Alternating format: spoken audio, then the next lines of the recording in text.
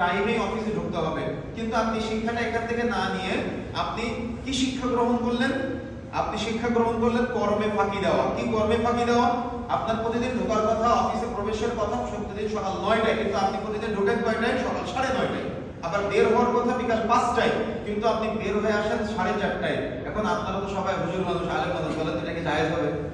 এখন যদি কারোর ভিতরে আল্লাহর ভয় থাকে, তাহলে সে কি এই কর্মঘণ্টা ফাঁকি দিতে পারে? ওই যার অফিসে আপনি চাকরি করবেন বা যার অফিসে আপনারা চাকরি করেন, দেখা যাচ্ছে সে যদি মাসে আপনার 1000 টাকা কম দেয়, বা আপনার ভিতরে রাগ হয় যে আমার মালিক এত কষ্ট করলাম তার প্রতিষ্ঠানের জন্য, সে আমাকে 1000 টাকা কম দিল, কিন্তু আপনি যে প্রতিদিন 1 ঘন্টা কর্মঘণ্টা ফাঁকি দিলেন, তাহলে 1 মাস পরে গিয়ে কয় ঘন্টা কর্মঘণ্টা ফাঁকি হবে? কয় ঘন্টা? 30 দিনে 30 ঘন্টা কর্মঘণ্টা ফাঁকি হবে। তাহলে আপনি যে 30 ঘন্টা কর্মঘণ্টা ফাঁকি দিলেন, হয়তো আপনার মালিক আপনাকে দেখলো না, আমাদের দুনিয়ার যে কোম্পানিতে আপনি চাকরি করেন সে আপনাকে দেখলো না, দেখে কে? তাহলে আপনি আল্লাহর কাছে ধরা খাবেন না। সুতরাং এখান থেকে এই শিক্ষাটা নিয়ে যেতে হবে যে আমরা যে অফিসে চাকরি করব, আমরা যে প্রতিষ্ঠানে চাকরি করব, যদি আল্লাহ তৌফিক দেয়, আমি যেন কোনো সময় কর্মঘণ্টা ফাঁকি না দেই। মনে থাকবে ইনশাআল্লাহ। পৃথিবীর কেউ হয়তো আমাকে দেখে না, দেখবে কে? আল্লাহ।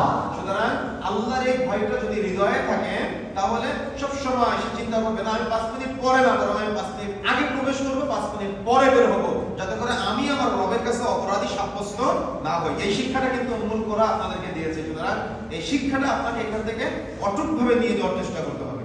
আপনি কোনো একটা সরকারি অফিসে চাকরি আল্লাহ সুবহানাহু ওয়া তাআলা আপনাকে কবুল করলো, ভালো করে মনে রাখবেন, যদি আপনার আল্লাহর ভয় থাকে তাহলে কি হবে, আর যদি আল্লাহর ভয় না থাকে তাহলে কি হবে? আজকের আলোচনা পুরোটা আমাদের ছাত্র ভাইদেরকে ব্রেনে গেঁথে নিতে হবে। যদি আপনি এখান থেকে আল্লাহর ভয়টা শিক্ষা নিতে পারেন, তাহলে আপনি কোনো একটা সরকারি অফিসে যখন জব করবেন, চাকরি করবেন, দেখা যাচ্ছে কোনো একজন একটা ফাইল জমা দিল, যে ফাইলের মধ্যে সাপোজ আপনি কোনো একটা সরকারি বিল্ডিং প্রকল্পের কাজে আপনি চাকরি করতেছেন, সেখানে চাকরি করার সময় আপনার একটা বিল্ডিং এর জন্য অনুমোদন দেওয়া লাগবে, কিন্তু তিনি যে পেপারগুলো সাবমিট করেছে ওই পেপারগুলো নকল, ভুয়া, জাল। এখন আপনি যদি ইমানদার হন, আপনি কি ওখানে সিগনেচার করবেন? আপনি কি সিগনেচার করবেন? কখনো সিগনেচার করবেন না। কিন্তু যদি আপনার ভিতরে আল্লাহর ভয় না থাকে, ও যদি টেবিলের নিচ দিয়ে 1000 টাকার একটা নোট দেয়, তাহলে তখন কি হবে? তখন সে কি করবে বলেন তো? সিগনেচার করবে। কেন সিগনেচার করে? তার ভিতরে কি নাই?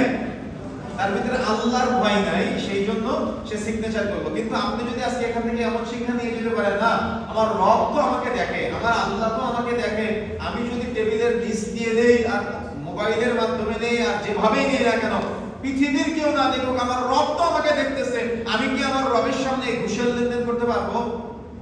আমার কথা কি বোঝা যাচ্ছে? তাহলে এখান থেকে কি শিক্ষা